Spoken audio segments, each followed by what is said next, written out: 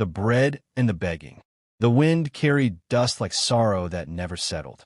The town of Dry Creek baked under a relentless sun, its streets lined with silence and broken promises. At the edge of the marketplace, a woman stood still, tall enough to cast a long shadow, thin enough to be nearly swallowed by it. Her name was Elena Carter, and every bone in her body ached with the weight of hunger. Beside her, a small boy clutched her hand, his face streaked with dust, his lips pale and cracked. Sammy, her child, the last fragment of her faith in a world that had already taken too much. She had once believed her husband, Thomas Carter, would bring her safety. But safety had vanished the day he left, chasing debts, drink, and another woman who promised him gold. Weeks passed, and the pantry turned hollow. Now there was nothing left to sell, nothing left to cook. Only shame, and a child who was too young to understand what it meant to beg. Elena pulled her shawl tighter, her eyes darting to the shop doors and curtained windows. No one met her gaze. In a town like this, hunger was not a tragedy. It was an inconvenience. She bent down, brushed the dust from Sammy's hair, and whispered, "We'll ask for work, not pity. You hear me?"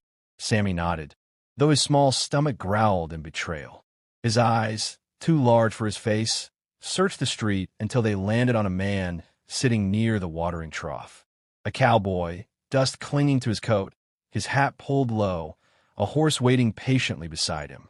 He looked like someone from another life, a man who carried silence the way others carried pride. Sammy tugged on his mother's sleeve. "Mama," he said softly, "he looks kind." Elena's heart tightened. "We don't ask strangers." But before she could stop him, the boy had already stepped forward, his voice barely a breath. "Sir, my mother said I must beg, or we'll starve." The words cut through the wind like a prayer too raw to ignore. The cowboy looked up slowly, revealing eyes the color of storm clouds before rain. For a moment, he didn't move. His gloved hand rested on the saddlebag beside him. Then, without a word, he reached inside and drew out a piece of bread. Rough, uneven, the last of what he carried. Elena froze. Shame burned in her chest like fire. She wanted to refuse, but Sammy's eyes fixed on that bread, as if salvation had shape. The man rose to his feet.